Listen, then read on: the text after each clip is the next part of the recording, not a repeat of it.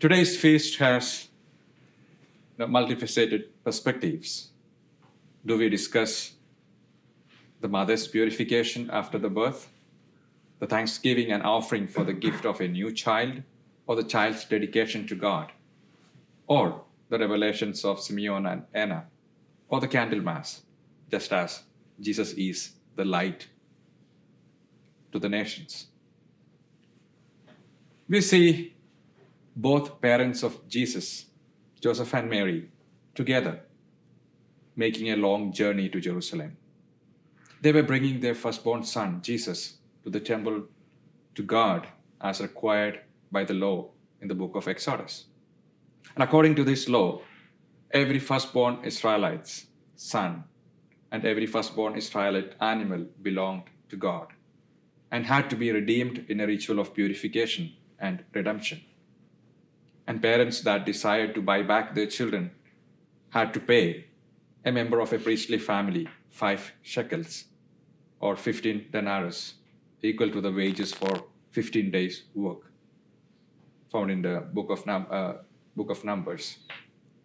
Moreover, every mother had to be purified after childbirth, including a sacrifice of a lamb or 2 turtle doves for the poor. Jesus and Mary, they were poor. Joseph and Mary, they were poor, and so they offered turtle doves. Joseph, the head of the Holy Family, brought Mary and baby Jesus to the temple, following God's given law to Moses and about purifying the mother and redeeming the child. And as we see, both the parents, Joseph and Mary, together they make that journey to Jerusalem. And we see an excellent example of a husband and wife united in faith and practice. A husband and wife united in faith and practice. They had accepted their duty and privilege to raise their son to obey God's commandments and be a good Jew. They set an example by bringing him to the temple for these initiatory rites. And think how excited they must have been when 2 holy older people in the temple recognized their child as chosen for great things and thanked God for them. And at the presentation of the Lord in the temple, the Holy Family is greeted by Simeon and then Anna. And Simeon had spent many years awaiting the Messiah, and Anna had spent many years fasting and praying. They are 2 examples of holiness, awaiting the coming of Jesus. And what a beautiful image. 2 young parents, Joseph and Mary, and 2 elderly people brought together by Jesus. And Jesus is the one who unites all generations. And having fulfilled the requirements of God's law, Joseph and Mary returned to Galilee, to their hometown. And the child grew and became strong, filled with wisdom, and the favor of God was upon him.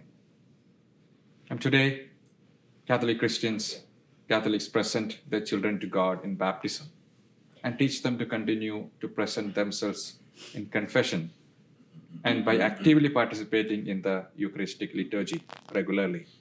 An active involvement means being conscious of the presence of the Lord and praying, singing, and acting in union with the whole assembly while being open to receiving the grace of God. So we must live our daily lives with the awareness that our children and we are consecrated to God and that we have a duty to live holy lives. Our godparents gave us to the Lord on the day of our baptism. It's an opportunity to remember them and pray for them too.